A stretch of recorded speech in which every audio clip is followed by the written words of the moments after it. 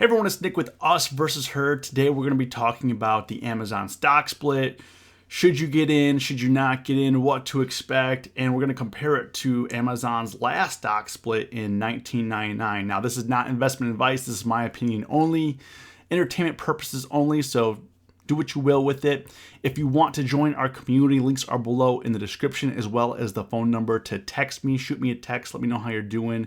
Let me know if you have any questions for me. I would love to connect with you.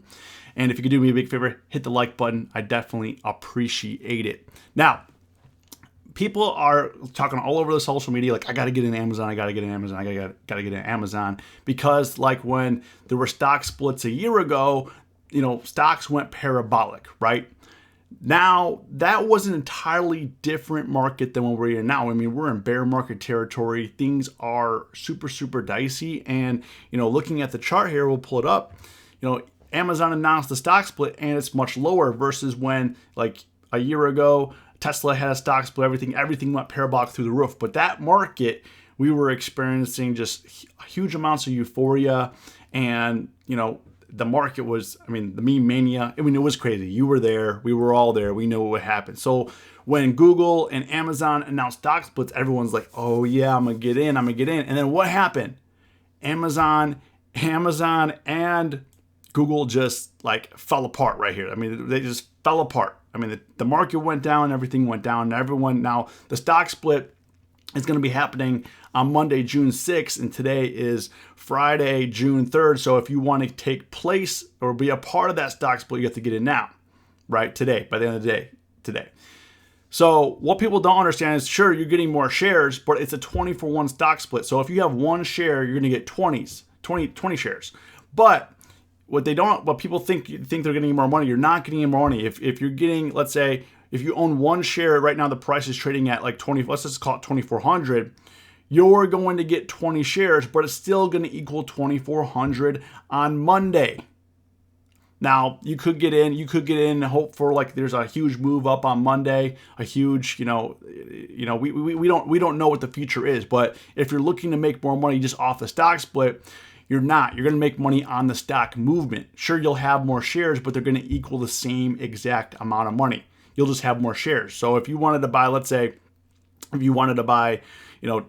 let's say 2 shares, you're going to have 40 shares, but it's going to be, instead of 2,400, it's going to be $4,800 worth of shares. It's going to be the same thing. So if you're like, hey, I don't really know, you could just buy, if you want to buy $2,400 worth of shares, you could buy 20 shares on Monday or Tuesday, and it'd be the same thing as buying it now. Now, if Amazon goes up 10%, 15%, then that's going to be a lot different, right? So people are betting that the stock is going to go up versus it going down or staying the same. But if you're looking to make money just off the stock split itself, you're just going to have more shares, but it's going to equal the same amount of money if, let's say, Amazon opens at around the same price on Monday, right? Now, let's go back. Last stock split was September 2nd, 1999. Let's go to the chart here. We're going to have to pull up some old data. And one of the things that, if you're not sure, you got to go back in time. I wasn't trading in 1999, right? But to get clarity, we have to go see what did the stock do way back here. So here we are, 1999, right in here. So what did the stock do? Now, when they announced the stock split back here in 1999, this is 2000. My bad. Hold on, let me go back. Let's go back a little bit here. So we're gonna go to 1999, which is right here. So when they announced the stock split, this was before the tech bubble crashed, right?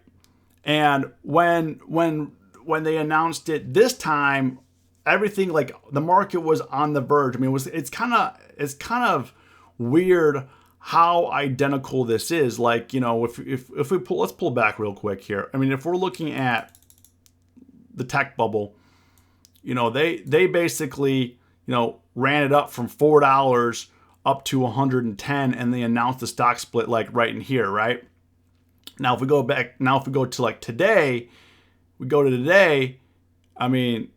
Amazon had this huge run up from let's just say on this view, 600, 800 up to almost 4,000, and then came down and they started it. They announced a stock split in here. So I would say the chart is a very similar. I would say that Amazon, like right now, their chart is, they had more consolidation, which then we broke down lower, right? People thought we were going to go up higher, but we had a lot more consolidation this time versus the tech bubble. There wasn't really that much consolidation. It was very choppy, up, down, up, down, up, down, and then crater, right? I mean, this thing went from 110 and almost, it basically became a penny stock at 575. I mean, just terrible. And this was, this is after the split, right? And they did, right now, what's going to happen today is going to be a 20-for-1. This was a 3-for-1 stock split back in 1999. So let's go into what the chart looked like. And I said, September 2nd, 1999.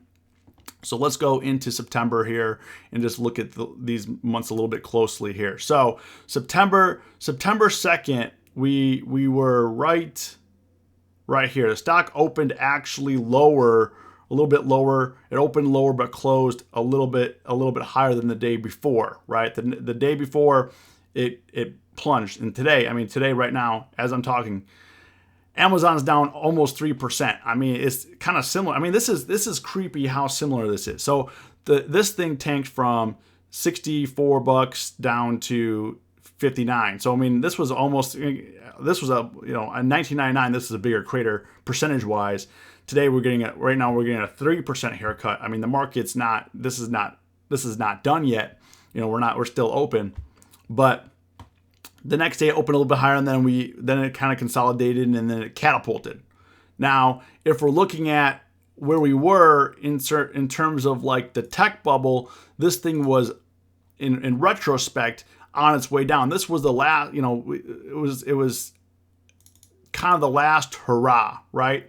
So if we go back into here, it did rally very hard, but this again was the tech bubble bursting. So it rallied all the way up into the end of the year, right? And then we had into 2000 the crater, right, which we're experiencing. So I would say like right now the market there's a lot of similarities, but in terms of what we're experiencing now is that we're not in a tech bubble. We're kind of like in an everything bubble, and we have high inflation right now, which is a big problem.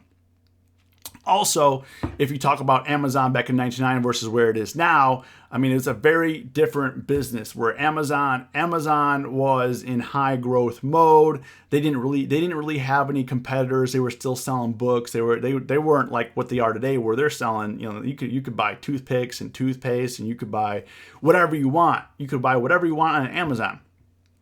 But right now, and we've kind of seen this along with like Netflix as well, where Netflix, had this moat, and now there's Disney Plus and Amazon and HBO. Everyone's trying to basically cannibalize each other. Where Amazon's kind of in the same situation, where Amazon right now is facing major competition from Walmart, Target, Microsoft Azure for their Amazon web services, and kind of taking a look at the earnings here. Last earnings, Amazon.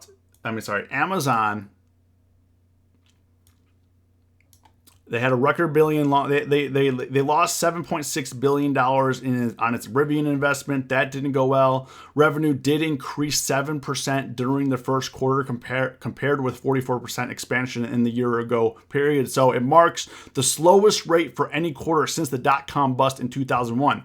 So, I mean, maybe Amazon's taking a page out of their book, what they did in 2000. And sure, Amazon from the lows of the dot-com bubble, I mean, Amazon stock is up over 4,000%. So, I mean, for long-term investors, it makes sense to kind of align yourself, and when this thing is dropping, to keep adding, right? But for traders, I mean, I think unlike in 2021, 2020, different stock splits that we were a part of, I think this is an entire different atmosphere, and we don't have that euphoria. A lot of people are just tightening down and also don't have the money to continue, right?